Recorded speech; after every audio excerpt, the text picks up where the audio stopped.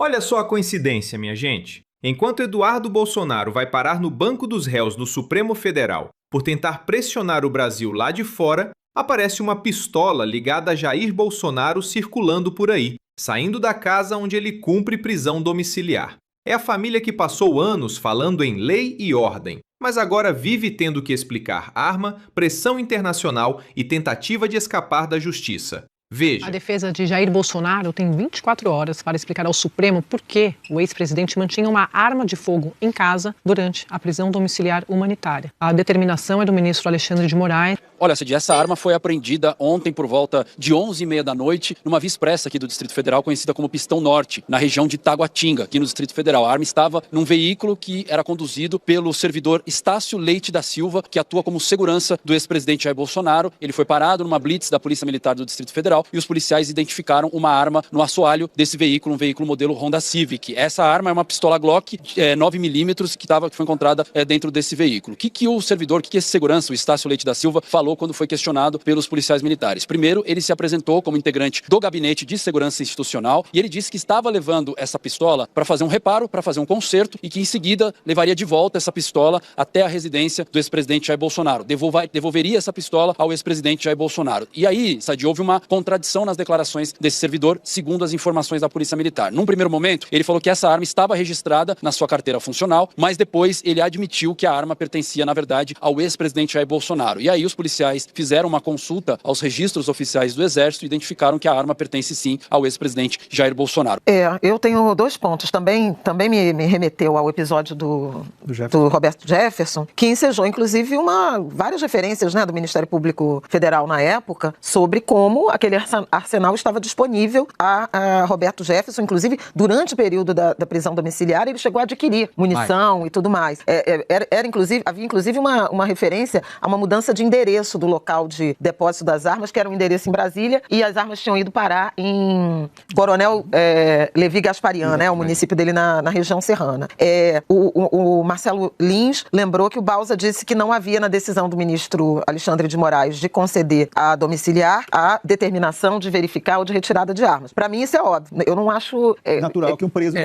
Como uma pessoa que está em prisão domiciliar, inclusive condenado, com trânsito em julgado, quer dizer, não é uma cautelar, é uma prisão domiciliar humanitária por alguém que foi condenado e transitou em julgado, né? Ele estava em presídio. Como é que pode ter uma arma nessa casa? Isso não é um protocolo meio óbvio, se você vai ficar em prisão domiciliar, retirar de casa as armas, suspender o registro? Não tem toda uma regulação, né, relacionada a isso? Então é a primeira dúvida. E a dúvida que o próprio ministro Alexandre põe na decisão, que os carros não são inspecionados, quer dizer, o sujeito entra numa casa e sai com uma arma depositada no assoalho de um carro, né, de um suposto segurança, enfim, e ninguém olha, né, não tem revista. A gente vê revista como não sei nem se legítima, mas como uma prática recorrente de vários condomínios de luxo, né, em que você entra com um táxi e o táxi tem que abrir a mala, mostrar ali o chão para ver se não sequestrou ninguém, etc. Isso é uma coisa recorrente nos condomínios de alta renda no Brasil afora. Coube a um agente da lei seca olhar pela janela e ver uma arma no assoalho. Claro. Para mim isso é chocante, sinceramente. Você é para todos nós. Foi a lei seca que descobriu que tinha um juiz lá no Tribunal de São Paulo. Ah, não, foi a lei seca, não. Foi aquele posto que funciona 24 horas para tirar documento. Como é que é o nome daquele posto? O Poupa-Tempo. O Poupa-Tempo descobriu um juiz falso em São Paulo que atuava há mais de 20 anos dando sentenças. É Lorde? O que ele é? Um Lorde. Era o Lorde. Edward. Tirei muito documento lá. E agora é lei seca. O Bolsonaro, em 95, já teve uma polêmica de uma arma, só que dele foi roubada, ele estava numa moto, e levaram aqui em Vila Isabel, no Rio de Janeiro.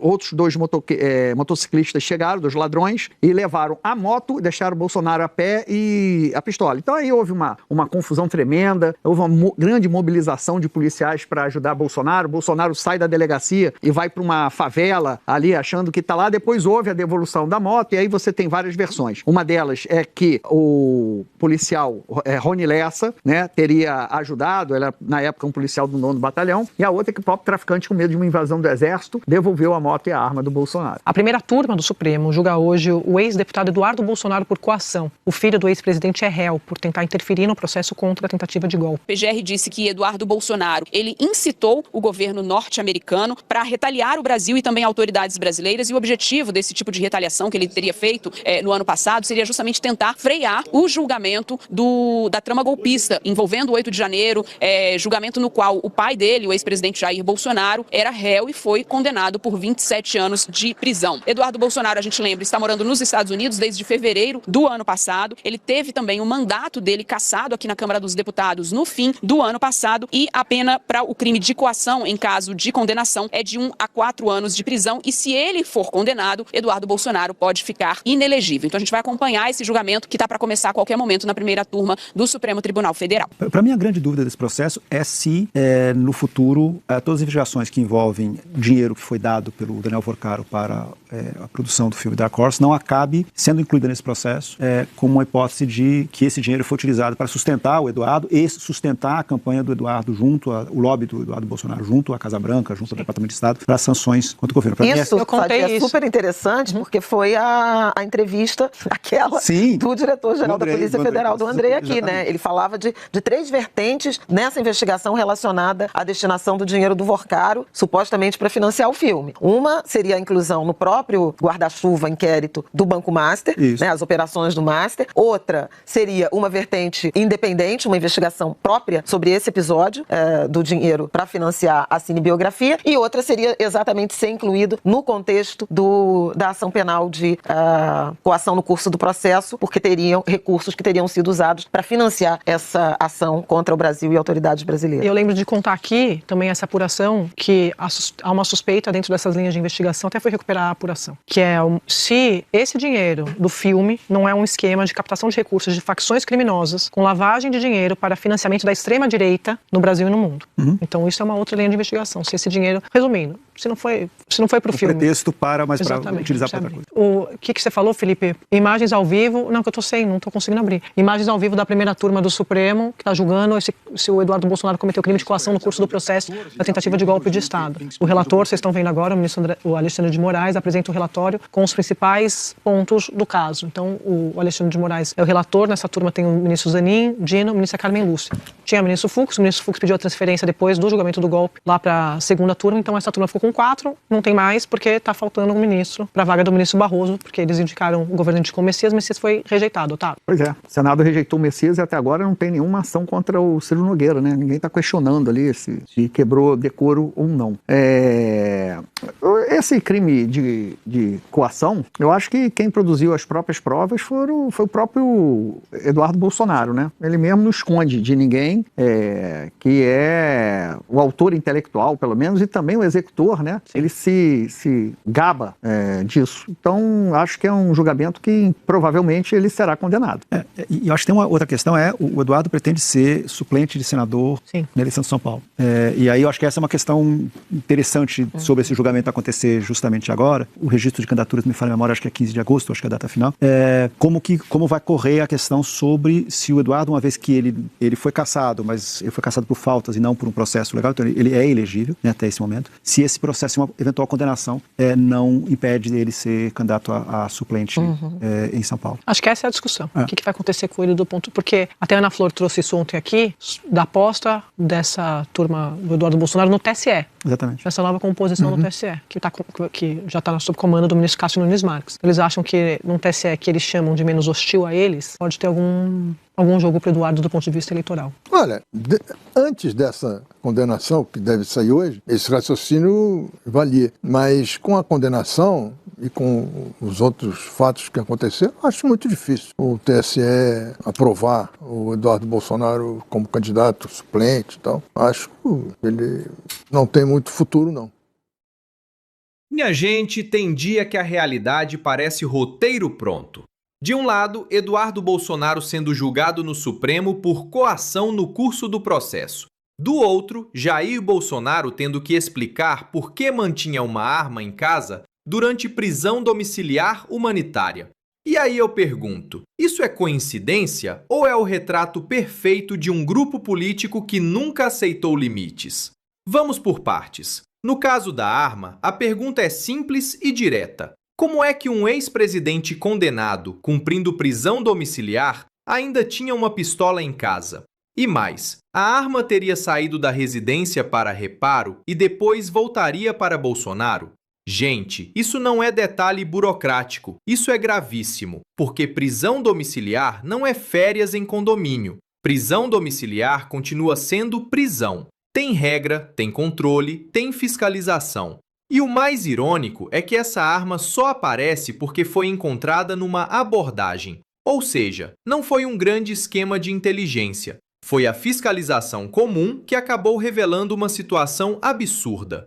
Aí vem Alexandre de Moraes e faz o óbvio. Manda explicar. Por que a arma estava na casa? Por que estava sendo levada para conserto? Quem autorizou? Quem fiscalizou? E por que ninguém viu antes? Agora, enquanto Jair Bolsonaro precisa explicar a pistola, Eduardo Bolsonaro enfrenta outro problema no STF. Ele é acusado de atuar nos Estados Unidos para pressionar o Brasil, pedir retaliações, sanções e tentar criar constrangimento contra autoridades brasileiras. Segundo a PGR, essa movimentação teria como objetivo interferir no processo envolvendo a tentativa de golpe e beneficiar o próprio pai. Percebe o padrão? Aqui dentro, arma. Lá fora, pressão internacional.